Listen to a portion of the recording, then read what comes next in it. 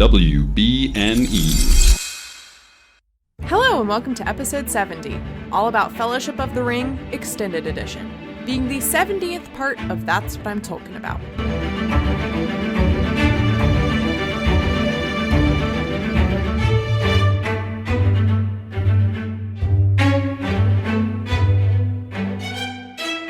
Hello, my name is Mary Clay. If that's too complicated for you, just call me MC. And today I'm joined once again by Buddy and Alice of Those Happy Places, and also like a bunch of other stuff that they do. So welcome back, guys. So good to be here. Yeah, when you asked us to come back for this episode, we couldn't have been more overjoyed. It is amazing to be back because here we are to talk about literally my favorite movie in the trilogy. Really? And yes, mine too. My favorite version of the movie in the trilogy. Oh, yes, mine too.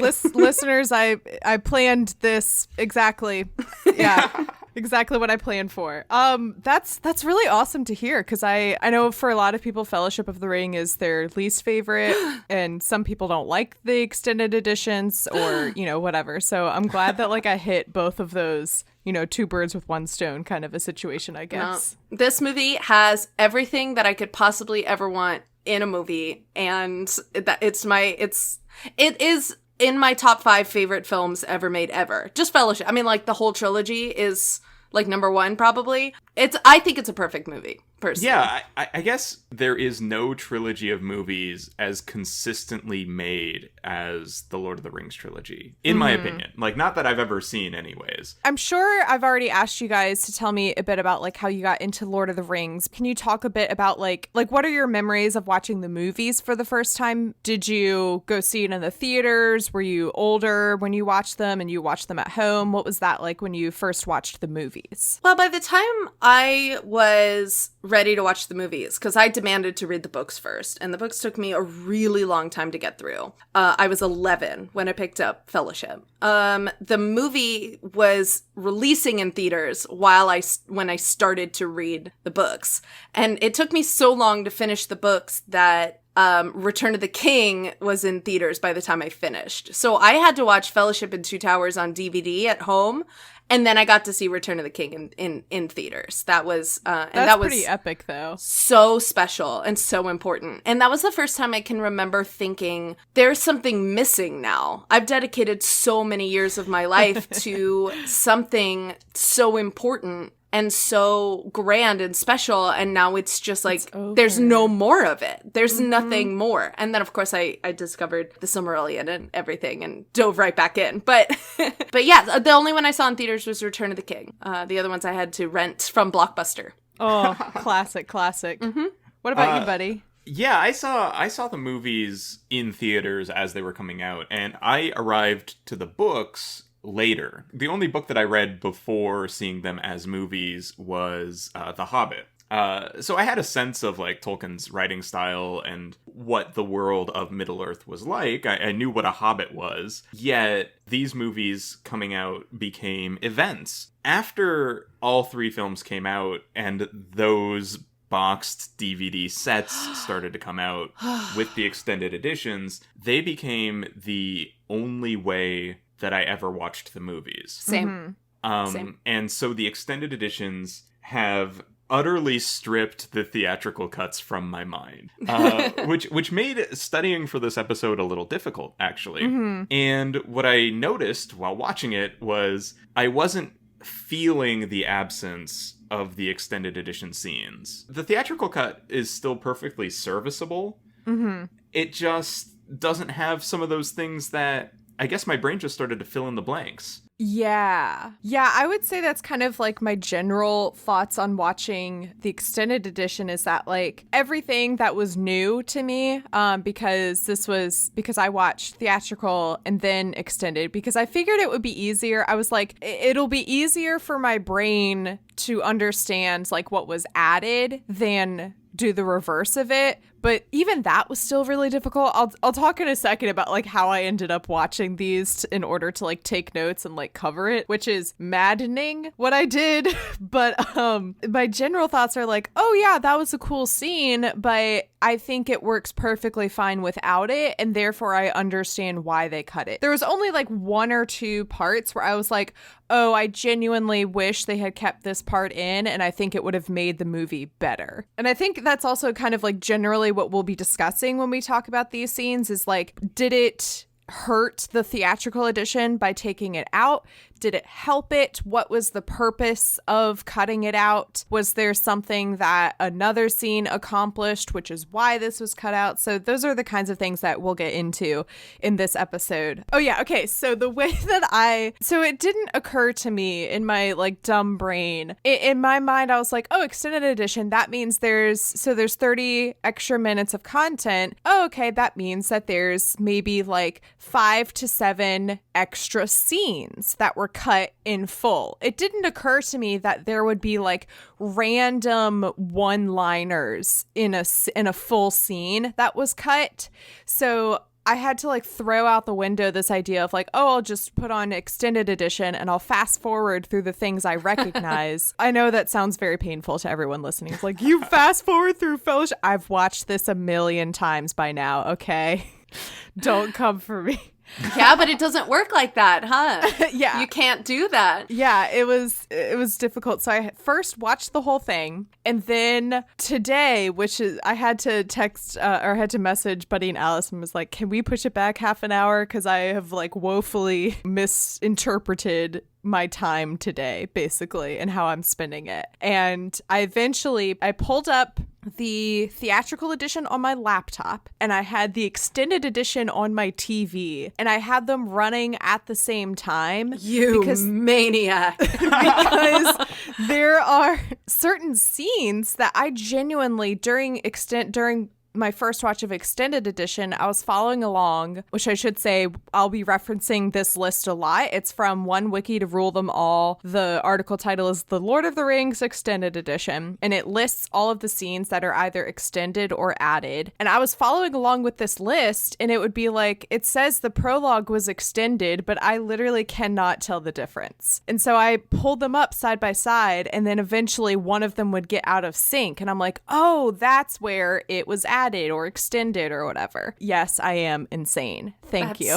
No, you're right, absolutely though. Like, wild. that has to be one of the only ways to really know every little thing that was added, because some of it is practically invisible. It's not enough to watch just the theatrical cut and then watch the extended cut and feel like you really got a difference, a 30 minutes difference experience. I guess you'll feel the half hour at the end of the movie, but like, do you really notice it as it's happening? Not really, because the difference in the prologue is, I guess we see Isildur die in more detail. Yeah, so that'll bring us to our first scene, which is the prologue.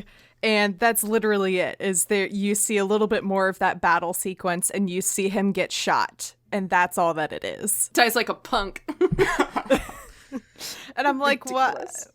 Like, I understand why they cut it, I guess, because they're watching the prologue. They're like, guys, this is so long. We have to cut literally anything we can. But it's also at a point of like, really? Did that 5 seconds do a lot?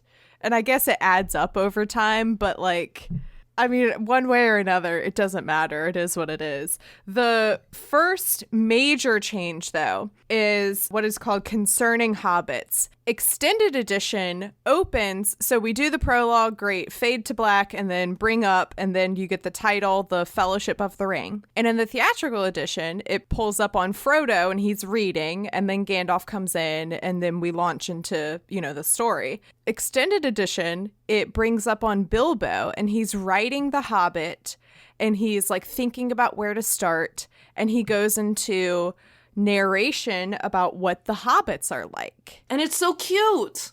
Yeah, I love this edition because nobody knows what a hobbit is going into this. And you do get a sense of it just texturally over the course of the movie. But like, longer time spent in Hobbiton is fine with me. I'm always here for that level of detail. Yeah, I would say there's a lot of people who would agree with you, because the reason I would say people who say that Fellowship of the Ring is their favorite, it's their favorite because of the Shire stuff. Yeah, it's so sweet. It's ultimate like cottagecore goodness. It's so cozy and adorable, and that slice of life as it like pans through Hobbiton, you know, with the guy trying to make the pig walk down the street and like with they're drinking the ale cask that he's balancing on his shoulder and all of that. It's sweet, and it's a good way to get started. Mm-hmm. Like, it makes the stakes feel really high later when you realize how far the hobbits have gone from home. Oh, yeah. Mm-hmm.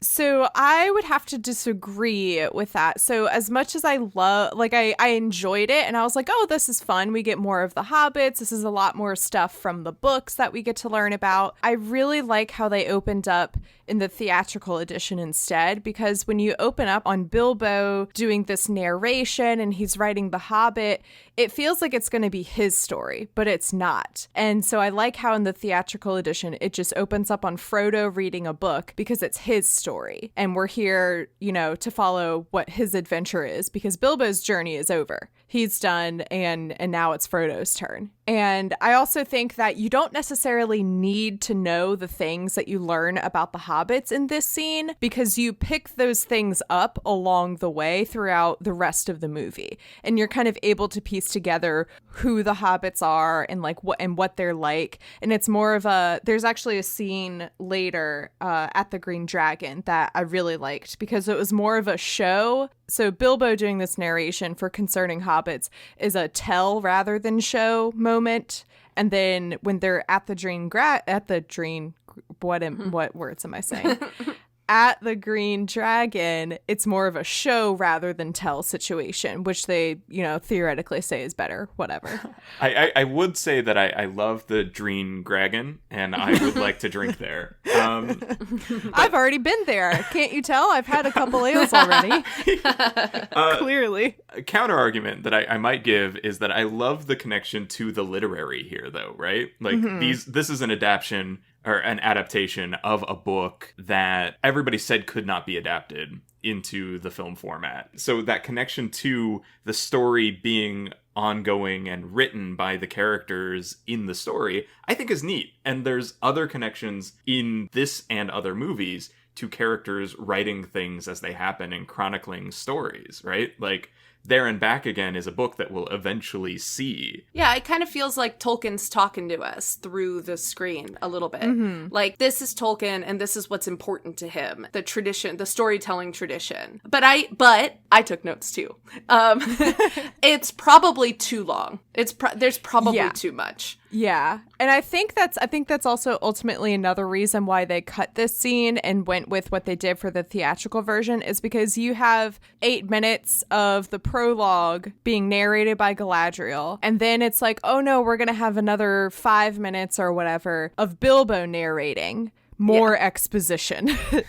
And so I think at that point they're like, we just have to cut it and we just need to start the story rather than just basically like a fire hose to the mouth trying to give people exposition. And it's more like, are people going to be woefully confused if we don't give them the prologue exposition? Maybe. Are they going to be woefully confused if we don't give them the Concerning Hobbits exposition? Not really. So we'll cut that instead. For sure. There's one part of the Bilbo exposition that I think should not have been cut. It could have maybe been inserted like in a different part of the movie. The part where Bilbo thinks his ring is missing for a moment and freaks out. And it's like, is it in this pocket? Is it in this pocket? Where is it? And shuffling around and like panicking because he doesn't know where the ring is. I think that's super important because I don't think that the movie spends enough time talking about, any of the movies really don't spend enough time talking about like what the burden of having the ring in your possession, like what that means.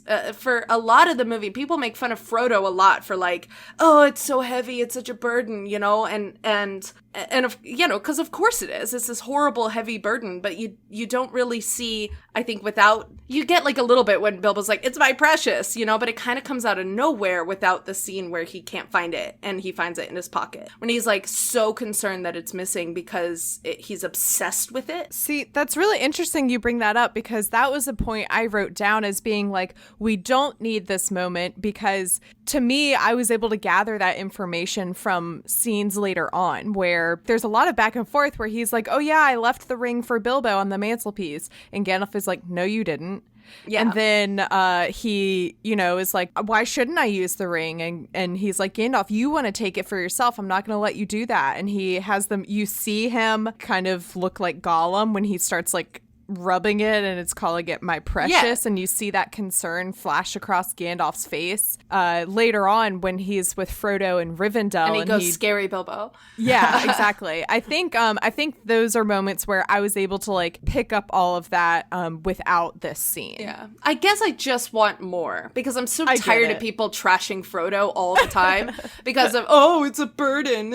Like, look, I mean, Bilbo had it for 50 years and, you know, sat on it all this time, and how could it not affect him, you know? Yeah. And then as it does eventually cut to Frodo, as it opens up in the theatrical edition where he's reading, Gandalf comes in, they have this conversation, and it cuts back and forth between Bilbo doing more narration, and then this was where I saw a change in theatrical edition with my like side-by-side playings. They gave some of Bilbo's narration lines to Gandalf as he tells as he's talking to Frodo on the cart. And I was like, oh, okay, that's where, because at first I was like, oh, did they just cut all of this? What's going on?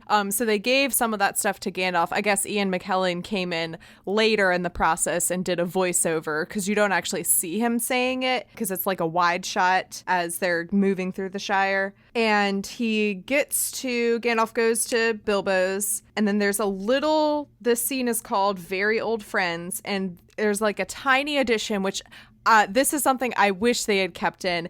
It brings in the Saxville Baggins, and you find out the person knocking on the door is a Saxville Baggins, and Bilbo is hiding from them, and you're like, what the heck is going on? And then there's a moment later on at the party, too, where Frodo and Bilbo hide from them, and I really loved that, because that was just such a funny part of reading the books, and it would have been also a fun Easter egg moment for people watching the movie who had read the books. Yeah, I definitely agree. I think Hobbit politics is fascinating. Yes. I feel a huge kinship with Gandalf and Tolkien, but like the fascination with the little idiosyncrasies of Hobbit politics, and like the Saxville Bagginses and the Shire Bagginses are basically the same, right? And yet there's this long-standing feud, and they don't want to share. They're all concerned with inheritances and stuff like that. We get plenty of that in the books.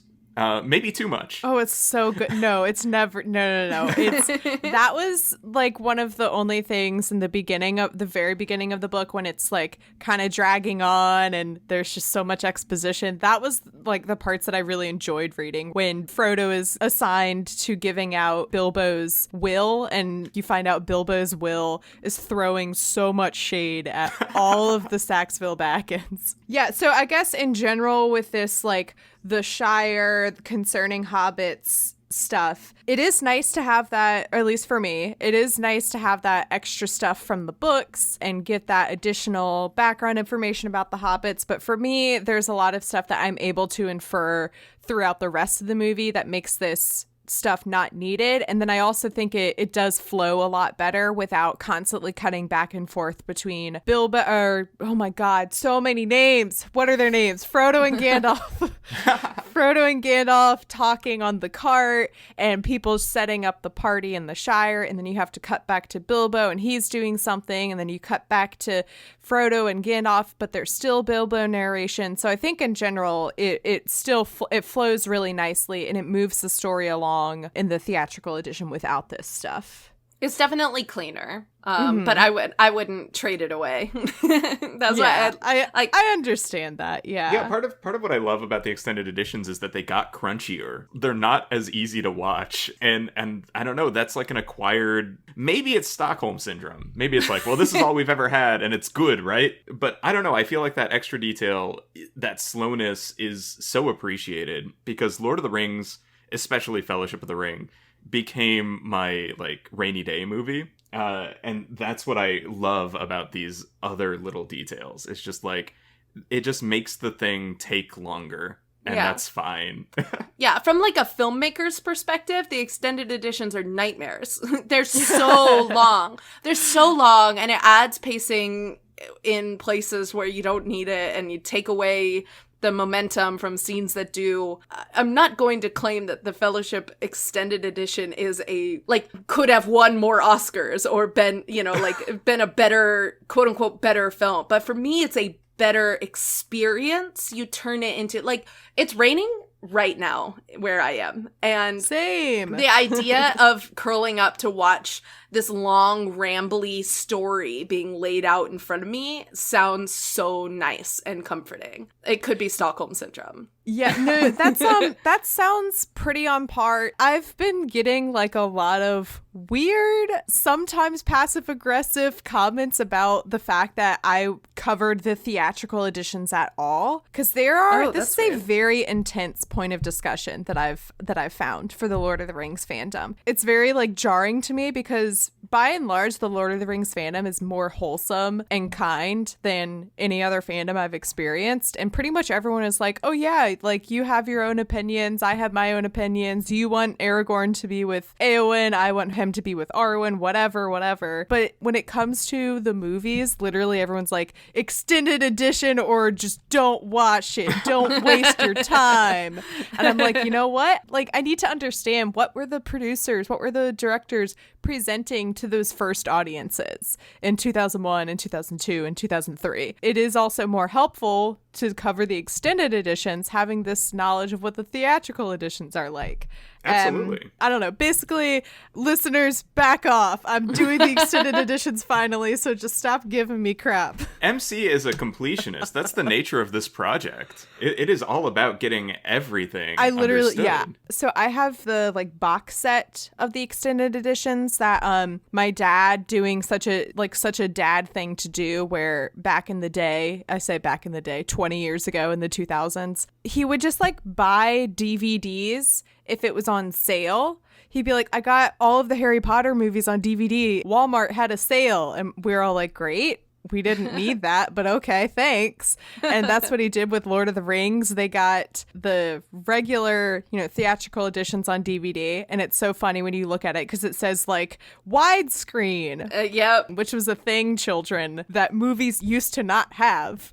You could buy a wide or full screen version of You could buy some discs that had full screen on one side and widescreen on the other. And it would work different. It would work better or different on different TVs. Which are now useless relics of a bygone era. Oh, it's all, yeah. Yeah, so I have the extended edition box set. It's the Blu-rays, however, which is also a useless invention of a bygone era. Oh my God, screw Blu-ray. Anyway, and so as I pull it, the DVD menu comes up. It plays the first disc, it ends, and then it was like, do you want to watch with commentary now? And I was like, oh, of course there's commentary, which is fine. I love commentary. I'm sure I will watch it eventually, but also just talking about how, like, this is a completionist podcast. I think there are limits. So I'm putting that out there now.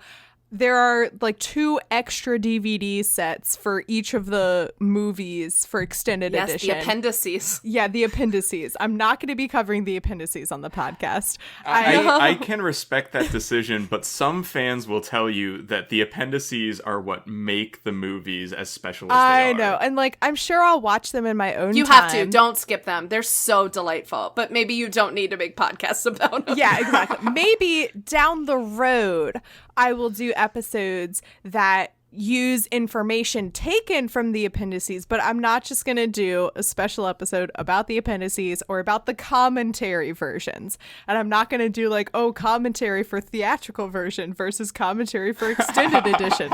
Oh, could you imagine? It is madness. It is madness. So anyway. Not with 10,000 men could you do such a thing. Back to this extended edition. Oh my god, I'm losing my mind. Okay, so at the long expected party, this is an extended scene as well. And there's like 2 editions that make it extended. One is there's this family that walks in and a mom has like a bunch of hobbit children.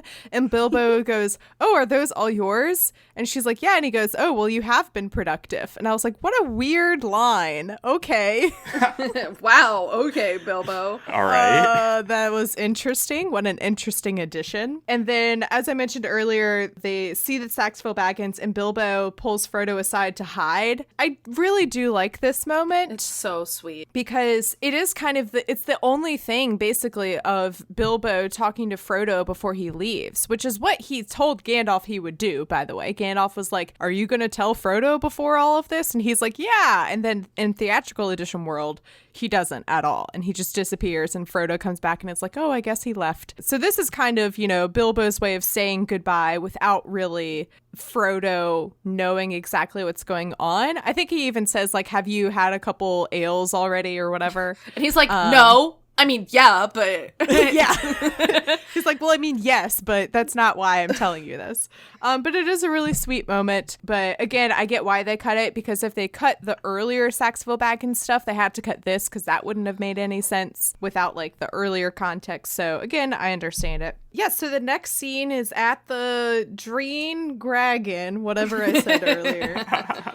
And this is where I propose a change to the theatrical edition. I would say that you could cut all of the concerning Hobbit stuff that happens in the extended edition. But if you add in this scene, I think that adds a lot more to the Hobbits and it accomplishes a lot of what Bilbo talks about in his narration as he's talking about the Hobbits. Yes. And it's more of a show rather than tell thing. They're at the pub in the Shire or in Hobbiton, and you see Merry and Pippin doing a song and dance and everyone's having a good time. And then the like old hobbits are all sitting at a table. Again, the politics of the hobbits, it's just so fun. And they're like talking about Bilbo being crazy, and they are kind of talking about how they're hearing word of things outside the Shire changing and happening, and talking about how like, oh, that's terrible, those outside things, like no one should ever leave the Shire, adventures are dumb. And then Frodo walks up and is like, oh, you guys, ha ha ha, whatever.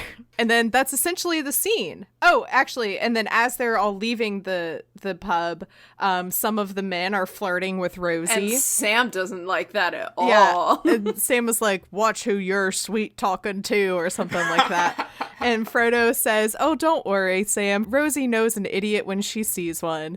And Sam goes like, really? So I love that moment of him giving Sam, a little hope that like, don't worry, buddy, you still have a chance. It's so sweet. I agree that the scene is amazing. And you're totally right about a show don't tell. As much as I want a tell, this show is so nice. I want to state here, to continue for the rest of this episode, that it is a travesty how many songs they cut from the theatrical editions. It is a tragedy. All right, now hang on there. Because I hated basically so many of the songs in the books. I think it needs to be a happy medium, because it's a bit ridiculous in the books. Like, you turn a page and there's a song. Yeah. And then in the movies, it's like, what songs? There's no singing at the North Pole. There's no singing in the Shire. That's the elf joke or elf meme that someone shared with me. There's no singing in the North Pole. Yes, there is. No, it's not. We sing all the time. No, it's not. The extended editions, I guess, are kind of a happy medium, but not too many songs for More me, please. songs.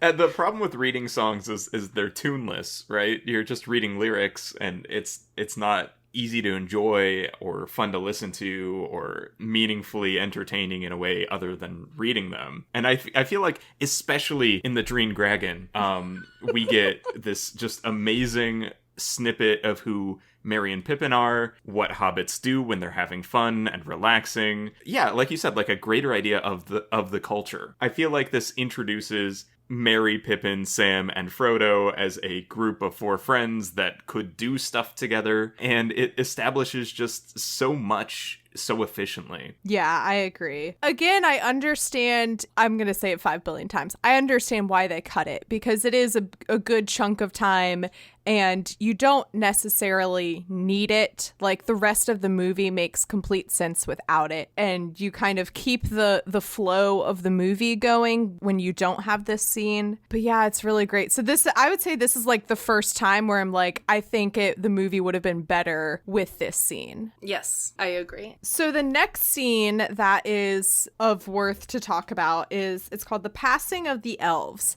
And this is really interesting. So first of all, watching the scene, I'm like, oh, this is great, but how the heck do Sam and Frodo even know what's going on? They're hobbits. They're not supposed to know anything of the outside world. How do they know what the elves are doing and where they're going and what it is that they're So what happens is Sam and Frodo, they've already set out by themselves. Gandalf has said goodbye to them. This scene it's really great context for what happens later. They see this huge company of elves. They're like being ethereal creatures, as they always are, and humming and singing or whatever as they go. Yeah, they cut another song.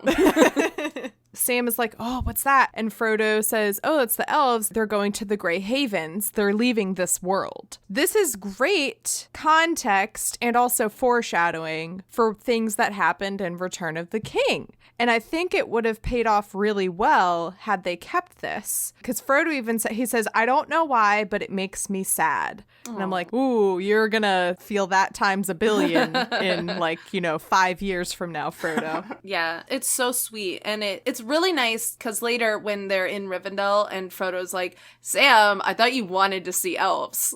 This is like a little tease for Sam to be like, oh my God, real elves. They're right there. Like, wow. Yeah, I guess because they don't establish like the book does that Frodo like can speak a little elvish and gets all the stories he can from Bilbo talking about the elves and the Undying Lands and all of that. He would have like known that from Bilbo, but the movie doesn't like give us that context. I don't know. Is that, I guess I never thought about when I was reading how exactly Frodo learns of Grey Havens and the Undying Lands. Is that this is Bilbo nonsense?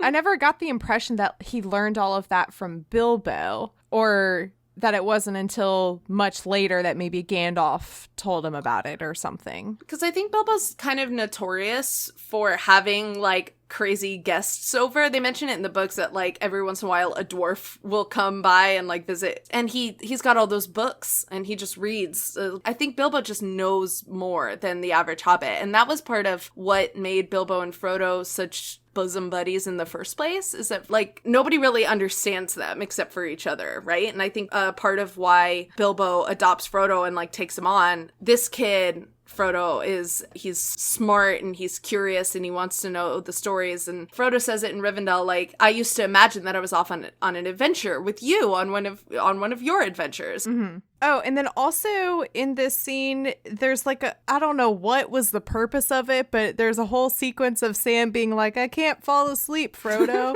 There's a root in my back. I can't get comfortable. And Frodo's like, just pretend you're on a nice bed. I think that's it. I think it's to demonstrate like the scale of what this adventure is going to do to Frodo and Sam. First night out on the road, Sam can't fall asleep. Oh, a root, poor guy. They're going to be sleeping on razor sharp rocks surrounded by lava and orcs in like a month. I guess that's true. Yeah. So according to one wiki to rule them all, the next extended scene, it just says the Nazgul. And I like honestly couldn't tell if this was when the Nazgul are sniffing out the hobbits when they're hiding under the tree, if it's when they're chasing them, or if it's later on, because the next scene that they give is the Midgewater Midgewater Marshes, which happens after they leave Bree with Aragorn. So it happens at some point between so I have zero idea what part of the extended version is the Nazgul. I have zero idea what this is referring to. So Just extra Nazgul. just extra Nazgul, I guess. More action sequences. I guess we could always use more of those screechy dudes what float around and stab people. Like, Yeah. just a little bit more. Perfect, yeah. Yeah, so the next extended scene is called the Midgewater Marshes, and they've teamed up with Aragorn, and they're traveling, and they walk through marshes that there are like all these bugs that are attacking them. And then as they're camping out, it's a great character moment for Aragorn, and I love it. And it foreshadows and kind of hints at stuff. And it's also Another song that gets cut. Another song that gets cut. That's true. Yeah. It's book content that they included here. He is like humming a song and singing a song or whatever. Frodo's like, who is that you sing of? And he says that it is the tale of an elf who fell in love with a mortal man Baron, and how they, were together and it didn't end well. Kind of, foreshadowing. And it's also funny to me that in the books, the only reference or understanding or foreshadowing basically you get of Aragorn and Arwen's relationship is this moment. Like, this is basically it. And then there's maybe one point in Rivendell where they like look at each other, and then the next time you see them, they get married. So it's funny to me that like there are like two moments in the books that are about Arwen and Aragorn, and they cut one of those two moments from the movie. So I just thought that was interesting. Yeah, since it takes such a central role in Aragorn's character growth in the films, like that becomes his arc, right? Yeah, we spent so much time with Arwen in the films, and I think to the film's benefit. I think the films really benefit from more Arwen, if not just because more women. You're not gonna like what I say about her. I mean, look, we've all got our opinions. I just think it's clean when like Arwen comes in instead of Glorfindel, for example, and they're like, oh look, we have a chance to put at least one woman in these movies. Let's take it. And they take it, and there are definitely criticisms to be had. But I think that by putting Arwen at the center of Aragorn's arc, it deepens Aragorn's connection to the elves and to his like lineage, to his background, and I think it makes movie Aragorn more compelling and more relatable. And the scene shouldn't have been cut. That's just because it has a song in it. No. So the next scene is called Flight to the Ford, that is extended. Again, I could not tell what was extended about it. I did my like side-by-side thing from the moment where Arwen is like, I can go faster, let me go. And Aragorn's like, okay. And Sam's like, what are you doing? There's still ring wraiths out there. And then going all the way through Frodo waking up in Rivendell, and literally nothing was different. So I don't know if this was maybe a mistake on one wiki or if I just missed something. I don't know. Maybe there was like a millisecond that was cut out from theatrical. I have no idea. I cannot say. I agree. Yeah. So the next scene that is definitely different, very different actually from theatrical, the sword that was broken. In extended edition, we get very different vibes from Boromir, because there's this moment where he sees Aragorn sitting there reading, and he's like, oh, hi, who are you? And Aragorn's like, oh, I'm a friend of Gandalf. And Boromir's like, oh, cool, nice to meet you. It starts off on a much lighter foot than when you cut that out. In theatrical edition, it goes from Boromir looking up at this mural of Isildur and the sword and everything that happened, and then he turns around and looks at the shards of Narsil, and then he looks up at Aragorn, and they just have like a stare down basically, and like no words are exchanged between them for a while, and then eventually Boromir stabs himself with Narsil and Aragorn, it's like a very weird tense scene in the theatrical version. In extended edition, hey, what's up? I'm Boromir. Hi, not an elf. Yeah, it establishes an entirely different tone to their relationship where I feel it makes it easier to believe Boromir's death in the movie, because Boromir dies basically acknowledging Aragorn's authority. My brother, my captain, my king, their kinship is totally solidified in that little moment. Maybe the idea was that it was more powerful to see Boromir go from,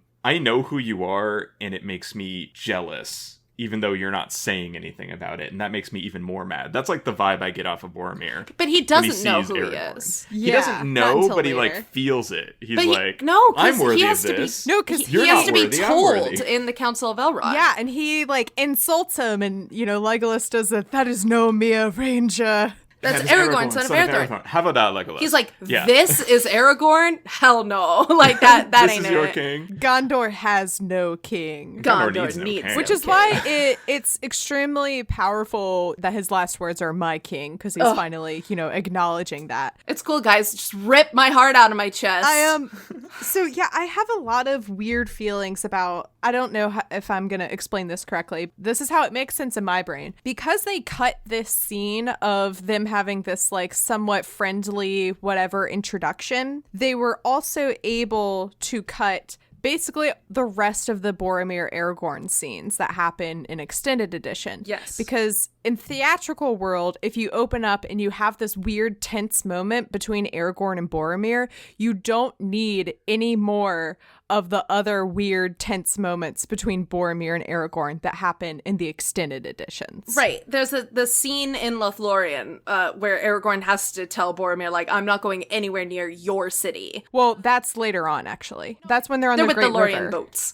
I'm picturing Yeah. the boats. Yeah, when you cut this scene, you kind of have to cut that scene. They're related. And my notes in here, I was like, any extended scene of Aragorn and Boromir meeting they feel connected and they feel like necessary. I love their drama. Anything missing from their relationship, I think, is a bad cut. I think that we should have more Aragorn and Boromir at odds. Interesting. See, again, I feel like I get a lot about their relationship. I already get that from the scenes that happen in the theatrical edition. This weird stare down they have before the Council of Elrond, everything that happens during the Council of Elrond. Their scene where they're more on the same page when they're talking in Lorien, and they're talking about Boromir seems a lot more friendly with Aragorn. He's like, one day we'll return, the Lords of Gondor, again at the very end when Boromir is dying. I get a lot of that arc from that. It is definitely more, pared down though. There's a lot less nuance, not nuisance. I have a cross stitch of fool of a took, throw yourself in next time, and then you will be no further nuisance right in front of me. So I said nuisance instead of nuance. Anyway. And really, I feel like that's what the extended editions do specifically for Boromir, is we can understand his fall from grace better because we understand his whole deal with more detail. Yeah, so that'll bring us to our next extended scene, which is in the Council of Elrond. Honestly, I was kind of expecting for the Council of Elrond, I thought it would be a lot longer. I thought it would be given like everything that goes down in the book. Which I think that was when y'all came on the first time, right? Yeah, that was our episode, and yeah. I maintain that both versions of the Council of Elrond are basically perfect encapsulations of that entire scene in the novel. Yeah. It's done so well with such atmosphere and such style. I love it. It is it's a great scene in the film, and it's a really good length as it is. And the only bit that gets trimmed out of it is Boromir talking about his dream. Yeah, so the thing that gets cut, and this is something that for the rest of the extended edition of Fellowship of the Ring, if there's any additional Boromir content that was cut, you can bet it was something where they were just making sure to really drive it home, really hammer it in that, hey, this dude's gonna betray everyone by the end of this movie. Like, very heavy-handed foreshadowing that this dude, he's in it for the wrong reasons, and it's gonna come back to kick us in the ass. Frodo puts the ring down, and then Boromir stands up and is like, I had a dream, blah, blah, blah, blah, blah. Let's use it for Gondor. And Gandalf starts speaking magic at him or whatever, yelling at him. It is the black speech of Mordor, which has not been heard in Rivendell in thousands of years, and Gandalf was being way out of line when he did that. Being so extra. He gets very intense. Yes. Yeah. Yes. Yeah. Isn't it the inscription on the ring? Isn't that what he's saying? No, I think he's just cussing Boromir out. It's just, I think it's a cool moment, but I don't know how much it adds. No. Yeah. Other than to make Gandalf scary again, which we already kind of got with Bilbo. Scary Gandalf exists just below the surface, and we know that. So to see it again is a little superfluous. Yeah. It also, so in the extended edition, it makes Boromir's, iconic line, "'Tis a gift," or does he say "it is a gift"? In my brain, he just says "'tis a It is a gift." gift. It is a gift. To the enemies of Mordor. Yeah. It's a lot less random because in the theatrical edition, Frodo puts the ring down, there's a beat of silence, and then Boromir just goes, "It is a gift." And so you're like, okay, that's random.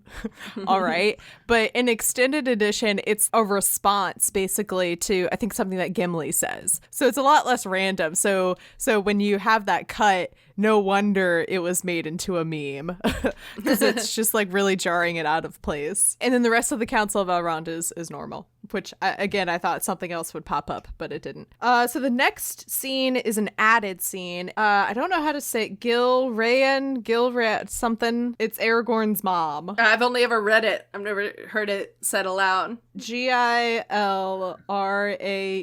How would we guess that? I'd say Gilraen. I'm going to try and do a Vigo here. I'm going to try and speak with a Middle-earthian accent.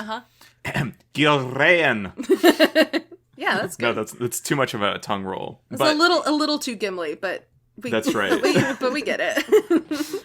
Anyway, he's at her memorial. He's at her grave. It is, again, another nice character moment for him. So he is visiting her or whatever. Elrond comes up and is like, "Your mother thought that bringing you to Rivendell and keeping you safe here was what would be best for you because she knew you would be hunted all your life. She did what she thought was best." They talk more about the sword, and he's like, "The elves have the power to bring the sword together again into one piece, but only you can wield its power." And Aragorn says, "I do not want that power." This is something that I think it's like added in again because he kind of says that already in the scene between him and Arwen. Yeah. You get that implication. You understand that like this sword is very important to him, but he doesn't want it and he isn't ready for that and he wants nothing to do with that. So again, I understand why they cut this scene because there was stuff that you learned in it that you've already known or you pick up later on. Definitely. Yeah, but I do love Elrond and Aragorn butting heads or talking about anything. The idea that Elrond is kind of sort of Aragorn's father-in-law, or he will be eventually, and that he sees Aragorn as like not living up to his full capabilities, and also he sees Aragorn as like stealing his daughter from him. And it's just complicated. I do love to see these two guys talk about anything. Yeah. This scene gives us that little bit of information that like Aragorn was raised with the elves. It's part of why he has some skills that normal humans don't have. It's part of why he speaks so much Elvish, and it's why he's so close to the elves. I think it's nice. Yeah. See, I kind of like having that mystery without this scene of like, how does Aragorn know Elvish? Oh, he's just Aragorn. That's how, Yeah. All right, our next scene is another one that was added in called The Departure of the Fellowship, and it's just like a very official send-off for the Fellowship. Elrond is like, "You have all the blessings of dwarves and elves, and may you go in peace, and this is a very crazy journey you're about to go on. Good luck with that." And then Arwen and Aragorn have a moment where they just stare at each other. However, there is a great moment. Gandalf is like, "All right, ring bearer, you lead us." And Frodo starts leaving, and then he like gets to a path, and he's like, "Do I go left or right?" Gandalf. Which way is Mordor, left or right? And Gandalf is like, "Left." And I thought that was so funny because right before he said that, I was like, but Frodo literally said in the Council of Elrond, "Though I do not know the way." He doesn't know where he's going. He has no idea. It's like when you're driving your friend home and they like stop giving you directions and you're like, Hey, you need to let me know. Like, do I need to turn here? Do I stop at this light? What do I do here? You know? And your friend's always like, oh, yeah, that was your turn. Sorry, my bad. Yeah. Lord of the Rings, the movies, sometimes from me specifically, catches flack for its sense of humor. Just once in a while, they'll have a joke that feels out of place in the story that they're telling. I'm thinking specifically of the nervous system joke that Gimli makes, where Legolas kills an orc that Gimli is sitting on. He's like, that orc was moving, you almost died. And Gimli's like, he was moving because my axe was embedded in his nervous system. And like, Do they know what a nervous system is? what is a nervous system It's in like, Middle-earth? How does an orc know what a menu is? Right. Oh my god. Exactly. Meat back on the menu. This orc has never seen or heard of a restaurant. This orc can't read. This little scene, I think, is actually like pitch perfect for some humor in this moment. Yeah. Everything is so officious and grand, and they're going off all of the blessings, and Elrond is presiding, and Frodo doesn't want to embarrass himself, but they do need to go in the right direction. Is it a left or right? Gandalf, help. You get that triumphant moment from Elrond at the end of the Council of Elrond. So again, I think that's why, you don't necessarily need this scene, because you get a lot of those same feelings of like, oh yeah, this is a very big, serious journey that's about to happen. This is very epic. We already got that moment. You shall be before. the Fellowship of the Ring.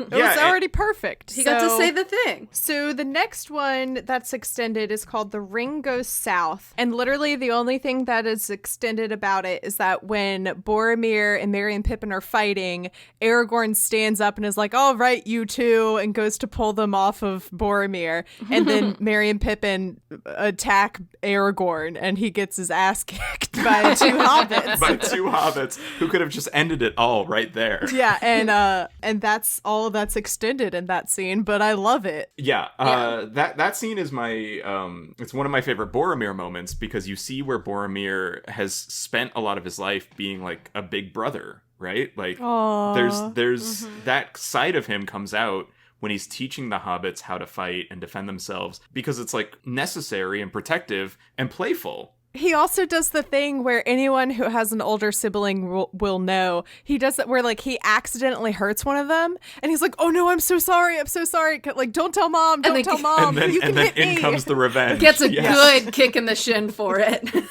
And so having Aragorn get involved, I think it just kind of adds to that dynamic it's too. So fun. It's also just nice because you don't really get those moments in the book where everyone's just hanging out. Yeah. And it's just nice to have that. It's really sweet. This movie has the most hangoutitude of any of the Lord of the Rings movies. Like, it is a measurable quantity, and it is all here. Yeah. And that's part of what makes it my favorite. Yep. This is a really nice scene, and a couple minutes or a couple of seconds cut from it, I think, does not really an extended scene make. I don't know. Which is also for the next scene that is extended, the Pass of Karadas. I've never said that correctly. I don't care, whatever. None of us are Ian McKellen enough to pronounce it properly. I feel like he's the only one who can say it. Or Christopher Lee. The only thing, at first I thought that part of the extended edition was where Legolas is like, he's being typical ominous elf, and it's like there's a fell voice on the air. No, that's in the theatrical edition too. The only thing that is extended about this is that there's just like a couple extra cut back and forth of Saruman doing his spell and the mountains like quaking or whatever. It's just Saruman being extra for a bit. and that's it. And then next it just says Moria, and I was like, that's vague, thank you for that. Because like a good 20 to 30 minutes of this movie is Moria, so Right. what about it is extended? It says Moria, A Journey in the Dark, and Balin's Tomb, which are Yeah. all the same. I thought they were all the same scene, but apparently it's It not. all leads, one into the other. So, walking to Moria, Gandalf pulls Frodo aside and kind of like checks on him, and then is like, how do you feel about the ring? Maybe you should keep an eye on that, especially from people both outside and in the Fellowship. Wink, wink. So just again, like really hammering it in. Hey, something in the Fellowship is amiss here. In case you haven't picked up on our 20 other hints that we've dropped by now. Yeah, I don't mind this part getting cut. And then Gimli says something about the walls of Moria being strong and about dwarves. And they call it a mine. A mine! Mine! And then, this is... I wish it had been included. Gandalf is going back and forth with the door, doing all these different things. And then Pippin is like, so what now? Gandalf gives a great line from the book. He says, I'll knock your head against these doors Peregrine took, and then at least I'll have no more stupid questions from you that I don't have time for. And it's like very harsh. It's like, okay, Gandalf, good lord. He was just asking a question. Gandalf is so mean to Pippin. Oh my god. It's such a funny moment, and it's a great line. And so I wish that had been added in. And then, yes, A Journey in the Dark extended. You get extra traveling. And then there is an additional like scene that brings in more stuff from the books about Mithril, and it's the dwarves like most treasured valuable thing. And they're like, oh, now that I think about it, I think Bilbo had a Mithril chainmail shirt or whatever that was given to him. Where could it be? I don't know what happened to it, but I never told him that it's probably worth more than the entire Shire combined. It's a princely gift for sure. And then like cut to Frodo being like, ugh. Just casually wearing it under my shirt. And it does make it a little bit funnier later on when he reveals that he's wearing it, and Gimli is like, you are full of surprises, Master Baggins. That's a great Gimli. Spot on. Thank you. And then Balin's Tomb, it was just more action, is all it was. More cave troll. This is one of my favorite combat encounters in Lord of the Rings. The whole fellowship against this cave troll and its, group of goblins around it. It's awesome. Any more of it that we can get is cool, but... Yeah, you see them working together, yeah. It doesn't feel extended. No, definitely not. I think it was only like 30 seconds to a minute longer, maybe. So, our next scene... It says extended. I would say that this is more added than anything, is when they're in Lothlorien. They make it more like the books here, where it's a lot harder for them to pass through Lothlorien, because in theatrical edition, the elves show up and they're like, you can't turn back anymore. You have to come this way. We're not going to let you get out of here without us, I don't know, inspecting you first or whatever. But in the extended edition, they take everyone aside onto this like platform. It's literally exactly what happened in the books, actually. And there's a lot more, back and forth and trouble of them trying to get into Lothlorien. So one thing that just really... it confused me and it kind of shocked me, and I went back and I put the commentary on for this scene to see if someone would bring it up. Gimli looks terrible in this scene. He does. And I know that John Rhys Davies had an allergic reaction to the makeup. So I was like, was this one of those days when he had a reaction and they just like didn't refilm it?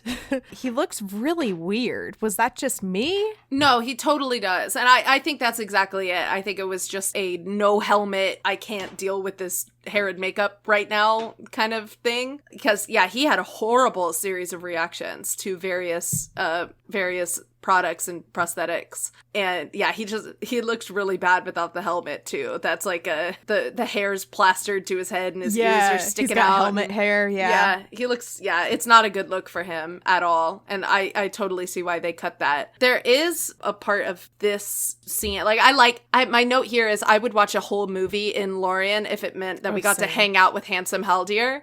Yes! And just him, talking Shire about dwarves. Like, a whole movie of that is welcome. It's extremely welcome. But also, when they're up, when they're hanging out in the trees, there's a moment that I think is really interesting where everybody's kind of sitting off by themselves and Frodo looks around and they all he catches all of them kind of looking at him and then looking away. And it's after Haldir says, you bring great evil to this place. And so they're all ooh, they know he's bringing great evil. But something about the way that Haldir says it has them all kind of looking at him and then looking away really fast, they're not talking about him. And Boromir's the one that comforts him. I don't know. So about that, yeah. So this is something that is an extended edition world, but they cut it out. But there are pieces of this scene that are still left in the theatrical edition during the Mirror of Galadriel, which was like really confusing when I didn't have this scene to be like, oh, that's where that's from. Yeah, so Haldir is saying like, you can't come in, you're bringing this evil ring. Also, you have a dwarves. And I kind of interpreted that part a little bit differently because you see everyone's sitting off to their side and they're all looking at Frodo, and then like Frodo looks up.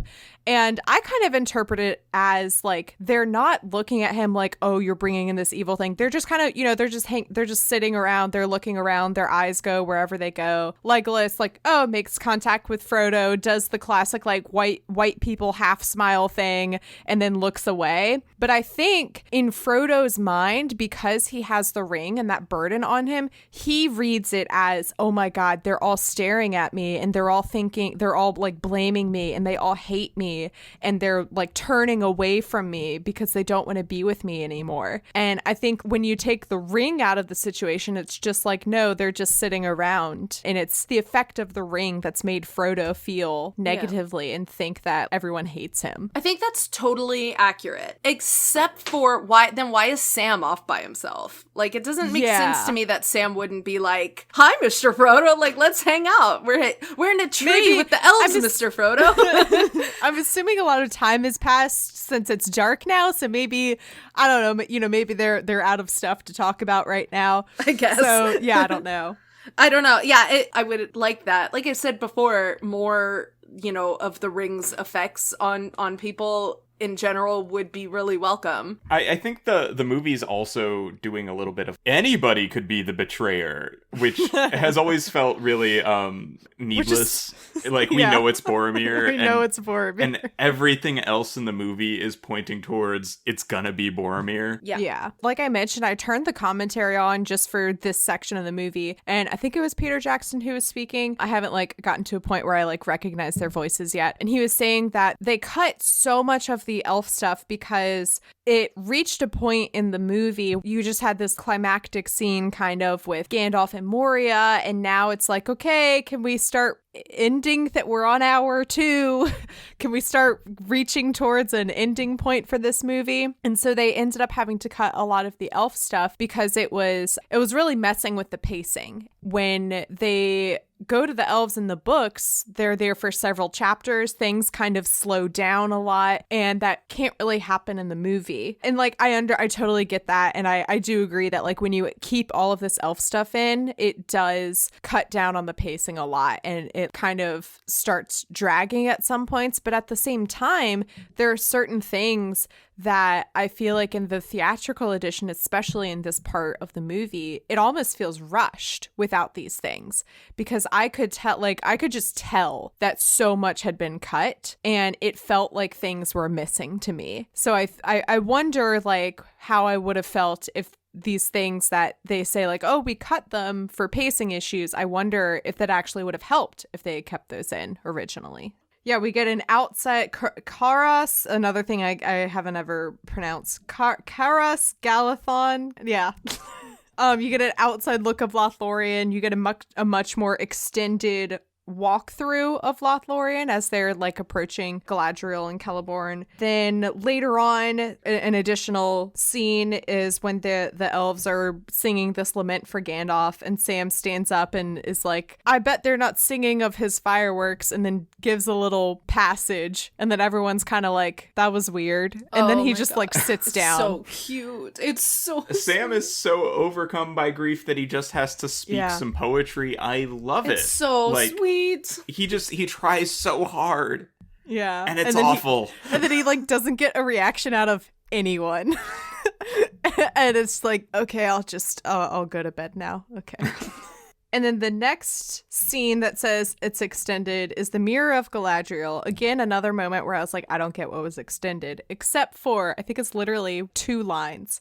Galadriel shows her ring, Ninya, which I can't believe I haven't ever made a, what's Ninya? Ninya business. Oh. Can't believe I've never made that joke before, but anyway. And she's like, this is my ring, Ninya. And then that's it.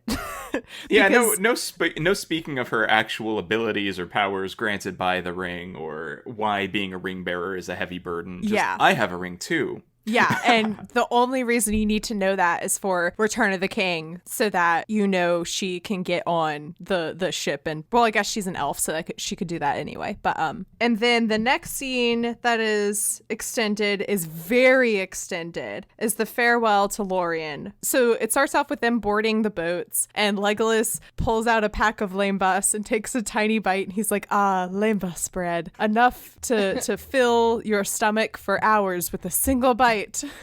And then Merry and Pippin are sitting there and looking like really ashamed or whatever. And Mary's like, so how much did you eat? And Pippin goes, 4.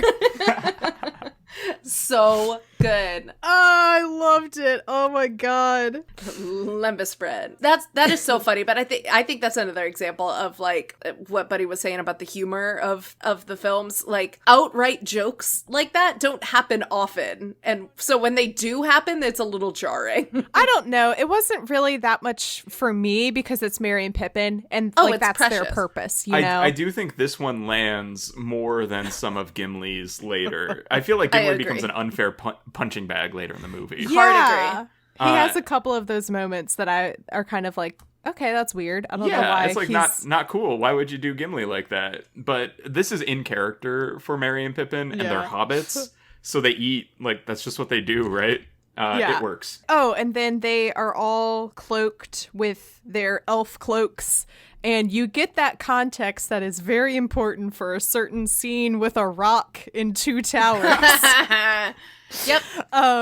And Galadriel's like, you will be hidden from your enemies whenever you need it. Vague elf magic in the form of a cloak, basically. As they're rowing away, it goes to each character and shows the gifts that Galadriel gave them. Merry and Pippin get 2 daggers. Sam gets some rope, because why would he need a box of dirt when there's no scouring of the Shire in the movie? You tell me.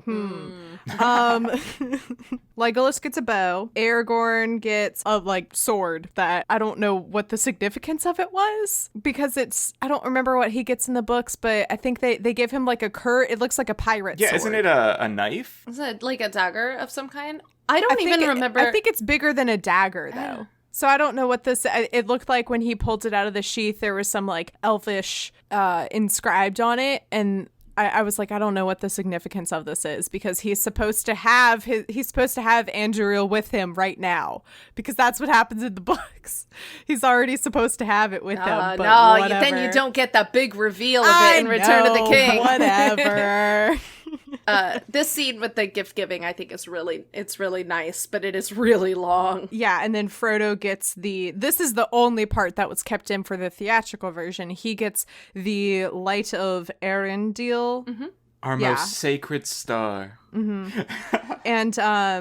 And that, so I just have a theatrical edition was like, and for Frodo, the Light of Arendelle, and none for Gretchen Wieners. Bye.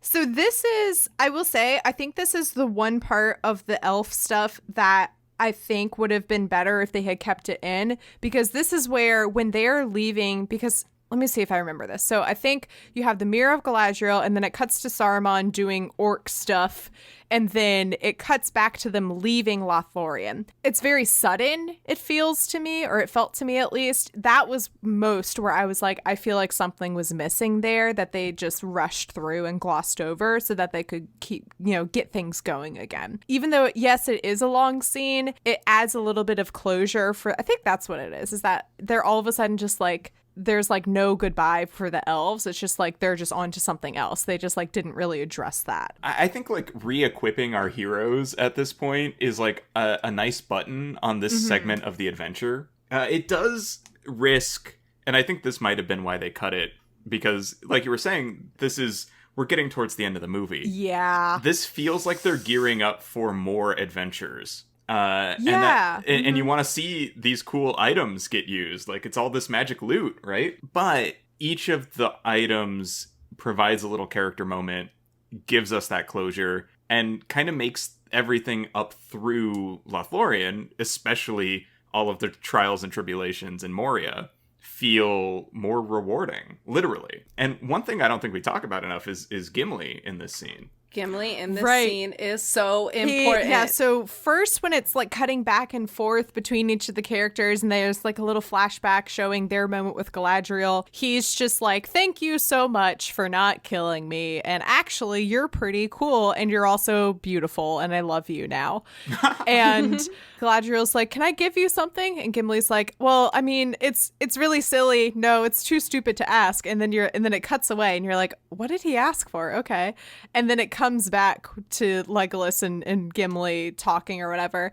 And he's like, I asked for a lock of her hair and she gave me 3. The sweetest thing in the whole world. And But- it's super important. But it's also like weirdly creepy.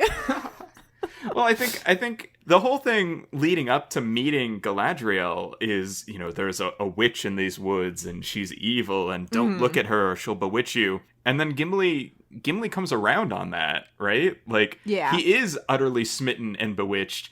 And he's kind of cool with it because he's learning to, like, accept elves and be less suspicious. It's really good. It's really good. And there's a really good, like, lore reason why him asking for Galadriel's hair is so special. It's in the Unfinished Tales. It's a story about Fëanor, who is considered, like, the greatest of all heroes. Fëanor asks Galadriel for her hair. He asks her 3 times, and she denies him 3 times. Because apparently her hair, like, literally embodies the light of the trees of Valinor, aka Elf Heaven. So he's like, I want some of that. I want to take Valinor, like, with me as I go. And she's like, no, absolutely not. You can't.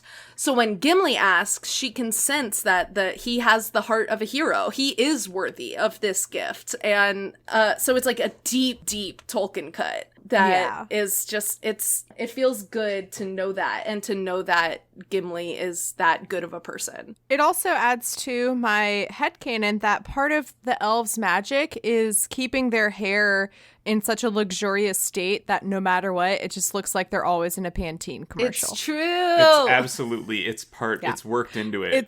It's one of my favorite parts of Two Towers is when the Rohirrim are circling Aragorn, Legolas, and Gimli, and Aragorn is, you know, filthy, dirty, sweaty, his hair is like mangled, and then like cut to Legolas, he has like a little bit of dirt on his face. and like he's his never hair still felt looks worse. perfect. Like, wow, you guys really have traveled far. The elf has a smudge on Yeah. his face. Exactly.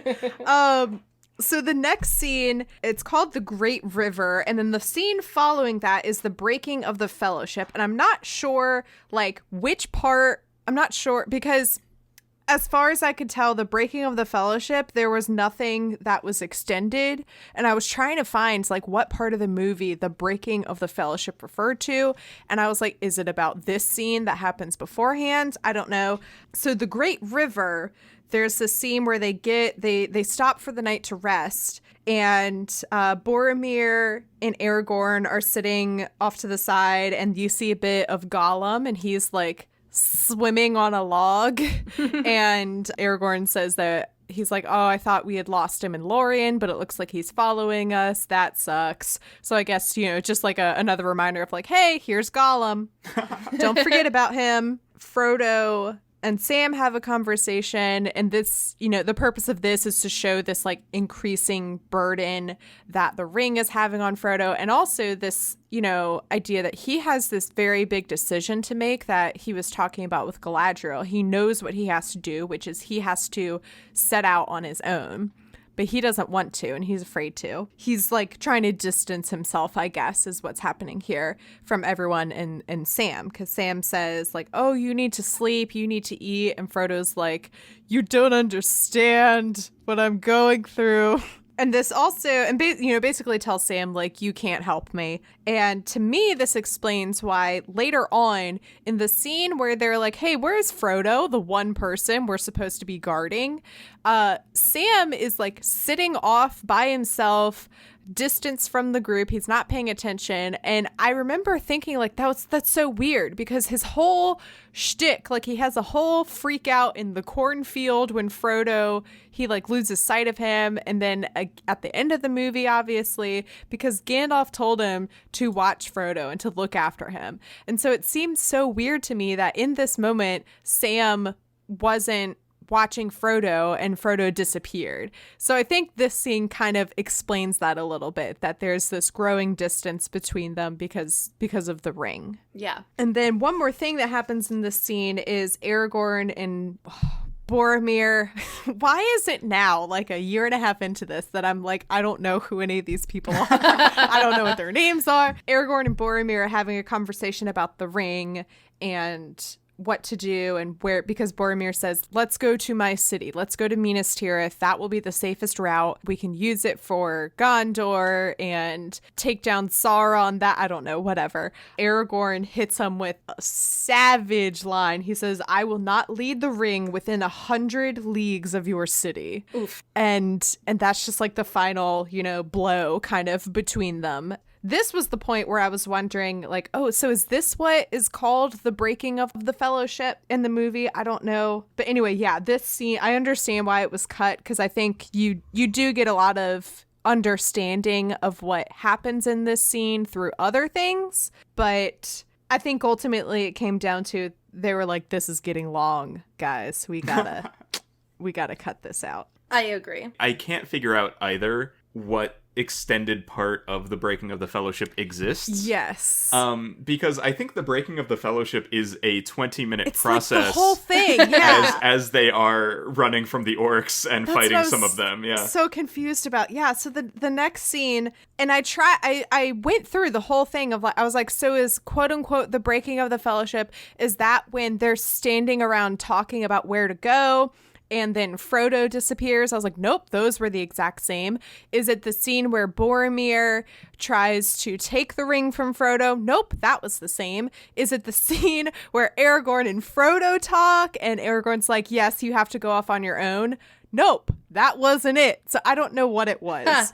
If anyone listening does, great, good for you. But clearly it wasn't anything, major, because we would have noticed it, Was the breaking of the fellowship a chapter on the DVD, maybe? And I haven't looked at the DVD menu yet, but I would bet that's what it is. Yeah. Yeah, and so it's like scenes in whatever chapter of the DVD that is. Whether is it like an extended, a couple extra hits that Aragorn gets on Lurtz the Uruk-hai? Like One does not simply watch that scene and not mention that the knife that goes flying at Viggo Mortensen's face is actually blocked by his sword. It wasn't planned. Yeah, they're like, I don't remember the details, but somehow a knife actually got thrown at Viggo and he deflected it with his sword like a boss. He is Aragorn. He is a is.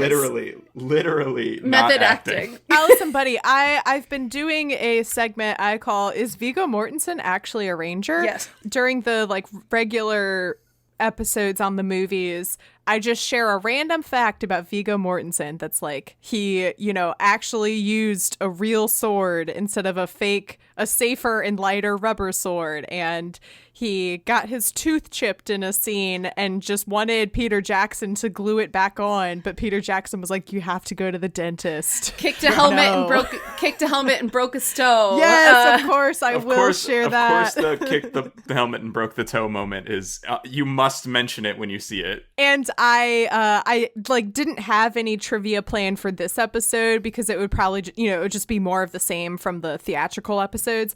But I love that we were able to bring up an unintentional, is Viggo Mortensen actually a ranger moment. Yes, the answer is yes, he still is. Okay, so the last two scenes that are extended are Boromir's last stand and the departure of Boromir. Boromir's last stand extended is just adds more action to the scene, which normally, I've been kind of like brushing off for the other scenes that do this, but this one actually is different because in the extended edition, you see Merry and Pippin fighting. They're using their swords, they're killing orcs, they're throwing rocks at them, which I think is funny because that's also what they do at Isengard, and that's apparently their go-to move. It is the strongest weapon in Middle-earth, is a thrown rock. Yeah, a rock in the hand of a hobbit, exactly. And I like this part because when I was watching theatrical, I was like, oh my God, Merry and Pippin, you're just standing there. Do something. And they actually did. They did do something. It was just cut. That is unfortunate. I didn't realize that was cut. Maybe I just see it in my head at all times. But I tweeted this the other day too. Yeah, I saw the that. look on Dominic Monaghan's face when Boromir gets hit with that second arrow, when he's like, oh, he is not gonna come out of this one. He's got a rock in his hand at that point, and he's like, he's holding a rock in his hand like he was gonna throw it, and then they just kind of stop and stand there and then get grabbed. And I don't know, I just like missed that. I missed that you didn't see them throwing the rocks like before that. That's crazy. Yeah, so there is still, in the theatrical version, they do still, after Boromir like falls to his knees and they realize, he's not going to be able to protect us anymore, they do still like charge at the orcs and then immediately get picked up. Just get scooped. They just get scooped real quick. So that's Boromir's last stand extended, and then the departure of Boromir extended. Again, another moment where it's like, is this really extended? After he dies, Aragorn stands up and says like, the White Tower will be looking for him, but he will not return. And that's it. That's it. Yep. he lets one tear drop down his face, and it's very dramatic. And so that'll kind of lead into, I wanted to talk about really quick, because I know we've been talking forever now, about some of the things that I was so certain would be extended edition, but was not. And seeing the name of one of the scenes being called Departure of Boromir, I thought that was going to be between... what happens? I think Frodo and Sam go off, and then it cuts to Boromir going down the waterfall in the boat. I thought for sure there would be an extended edition scene showing them having this, funeral of sorts for Boromir, which is what happens in the book, in the chapter called The Departure of Boromir. So I was like so certain that there was going to be some kind of, goodbye or ceremony that they do. Because it seems really random that they just put him in a boat and ship him off down the river, down a waterfall. Bye. Yeah. I thought that that was something that kind of like, surprised me. And then one more that I was adamant would be an extended edition, and I'm just heartbroken it isn't. There is no introduction to Bill the Pony in Bree. No. I thought there would be a scene where they go and get him, and you learn that his name is Bill. Literally the only Bill the Pony content we have is when Aragorn is like, he'll be okay, Sam. The mines are no place for a pony, but he'll know the way home. It's okay. And that's bye, it. Bill. Bye, Bill. Heartbroken. I know. Yeah, You just Bill's Bill a the good pony. Bill the Pony just shows up like the magical being that he is. And then he's got to go home. Bye, Bill. Rip. I guess Never stood a chance in these movies. This movie has the least horse stuff in it. Honestly. Of all the movies. Like in Two Towers, we'll get all sorts of stuff with Shadowfax and Brago, and they'll like do horse things. So that is something that I really wish, I know it would have made no sense because Bill the Pony wasn't Aragorn's horse, but I wish with all of my heart when Aragorn has that random plot that is not in the books at all, by the way, and I will rant about when we get there for the movie coverage, my friends, don't you worry. I wanted so badly for the horse that finds him to be Bill the Pony. Well, there you go. That would have been so, because you don't know that he has a horse that he's already named. I don't think he, has a moment with the horse before then. So you're not like, oh, that's his horse. Okay. They kind of do because he's like the wild one in the stable, right? Or is this extended edition? I think that's It might be extended then. Oh, extended. yeah, Okay. Yeah, in the extended edition, he gets a moment with the horsey. Of course. And they're like, oh, nobody's been able to tame that horse. And, Oh my God. Vigo whispers to the horse, and the It's horse so calms cute. down. Aragorn has the exact same plot line of the Meet Felicity book in the American Girl Doll book series. It's true. literally like no one can tame that horse. I can. I'm special. Thank you for this deep cut American Girl, historical American Girl reference, because yeah. that's my life. Oh, I love the American Girl dolls. They're the People have best. been making fun because they are releasing a new one that they're calling it's the next historical one, and it's from the 80s. And people are like, are the 80s really historical now? And they're like making fun of it. And I'm like, no, this is amazing, because her backstory is that like she codes and she plays video games, and I'm like, that's awesome. Like that's a great female empowerment thing for little girls to have in their dolls. 100 years ago. Like they've been so it's last century, man. Did they forget that they made Julie, the girl from the 70s? Like it's been at least a decade since Julie's been out, so yeah, it's but the time. 70s I don't know if so... she was in the what they consider like the actual lineup of the dolls. I think she might have just been like an extra one. But she's still like the girl from the 70s. 70s, she yeah. gets 70s Yeah. The 70s have themed always felt books. so much older than the 80s. Like more than 10 years older than the 80s. You know what I mean? It feels like the 80s were 15 years ago. The 90s, I say this, I wasn't alive during the 80s. The 90s were 10 years ago. The 80s were 15 years ago. And the 70s were 30 years ago. No, for me, the 70s were 50 years ago. But the 90s were 5 years ago. That makes sense. Yeah. Alice, I think you tweeted about like Y2K meant not that the computers would all freeze, but that our brains would. Yeah, I did tweet that. I saw somebody being like, no, the 90s were 10 years ago and you're never going to be able to change that for me. And I was like, yes, it's because Y2K broke our brains. Our brains can't count past 2000. Our brains froze at 11:59:59 on 1999. And they were like, oh my god, Y2K, all the computers are gonna break. No, the only computer that broke was your brain computer. It's nice. MC, I got a question for you about stuff that wasn't in the extended edition that maybe you were expecting, or maybe you really weren't, because nobody ever talks about it. Like, this is the big omission, but there's no Tom Bombadil. Yes. Oh, I have talked a lot about that in the theatrical versions, much to the chagrin of literally everyone.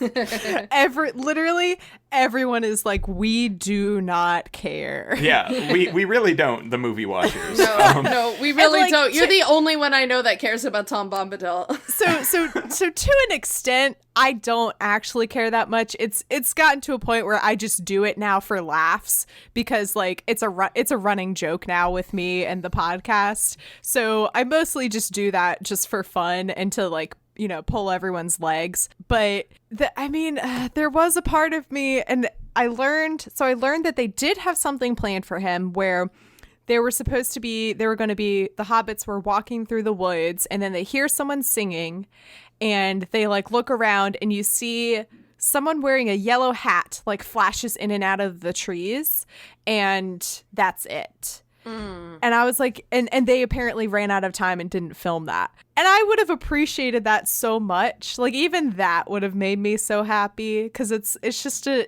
Easter egg moment for the readers. And my main qualm is just, I think, the same qualm that everyone has with Tom Bombadil, which is that he's so random and unexplained. And Tolkien invented this enigma of a character and then realized he made him too powerful for his own good. And because of that, he couldn't include him in any more of the story. Otherwise, it would go way too easily. And so he just left him alone and pretended like he doesn't exist anymore. It's a perfect little, like, it's so Tolkien. Like, it's such a Tolkien thing to do. Get too caught up in your own lore that you forget what storytelling needs. Yeah. Yeah, I'm just going to create a god of the forest that necessarily is disinterested in everything that's going on in my story. Otherwise, it's over. So yeah, a lot of people are like, well, 30 extra minutes and they still couldn't fit Tom Bombadil in, but movie watchers have never cared in my experience. I know. And I understand that. Not only am I like in the minority, I am the minority. It's just me. All right, cool. That brings us to the end of our discussion of Fellowship of the Ring Extended Edition. Yay. Thank you guys so much for joining me to discuss this. Where can people find you on the internet? Alice and I produce several podcasts, perhaps the most well-known of which is called Those Happy Places. It's a podcast that treats theme parks, rides, and attractions like literature. We just released a brand new episode that revisits the Haunted Mansion, which is perfect listening for this fall season. So if you like theme parks, if you like rides and attractions, definitely check out our show, Those Happy Places. You can follow it on Twitter at Happy Places Pod. Yeah, follow the show on Twitter at Happy Places Pod, or check it out at thosehappyplaces.com. And then you can find us individually on Twitter as well. I'm always on Twitter constantly without stopping. I'm on Twitter and on Instagram actually at Alice White THP for Those Happy Places. Yeah, and I'm at Buddy_Duquesne. Duquesne is spelled DUQUESNE. Awesome. That's What I'm Tolkien About is a proud member of WBNE. You can learn more about the network by going to WBNE.org, where you will find more shows like this one. Hi, I'm Eni, And I'm Becca. and we host the casual musical theater podcast Sincerely Us. We break down all the themes, motifs, and plot lines of your favorite musicals while also having fun and sharing our love for the craft. We cover new shows, old shows, popular shows, and everything in between. Everything from Hamilton all the way back to She Loves Me and beyond. We keep things light, explain in detail, and try to make the topic of musical theater accessible to everyone. So whether you've been into theater your entire life, Or have just gotten into it after seeing Hamilton. this is the show for you. With new episodes every Wednesday on WBNE.org or wherever you get your podcasts. And now on Spotify. The cover art is by Graphite, aka Vaishon Brandon. You can support him on Instagram at graphite.vnb. You can find the podcast on Twitter and Instagram at Tolkien About Pod, and you can also join our Facebook group. You can follow me on Twitter at MC Watsup and Instagram at MC Turn Down for What. And also for like the first time ever, I'm gonna plug my TikTok because I've been literally only making Lord of the Rings TikToks lately. I have to like force my brain to think of non-Lord of the Rings related TikToks these days. So you can follow me at MC Watsup. Currently, I have an Aragorn thirst TikTok blowing up. So that's fun for me. Anyway, if you want to support the podcast, you can do so at patreon.com/Tolkien About Pod. Sometimes I'm not sure of the words that come out of my mouth until they already come out of my mouth. This week's episode sponsor is Christina Khan. Christina, one of my pals and host of the restricted section and guest on the podcast, is a patron now. And thank you so much for your support. I appreciate that so much. I think that's it. Yes. Alice and Buddy, do you guys have any parting words for the audience? Just thank you, MC, for bringing us along on this journey for now, I believe, the 5th time we've appeared on the show. Oh my gosh. And I really hope that the rest of your extended edition adventures are just as fulfilling as this one. Awesome. Thank you. And that's what I'm talking about.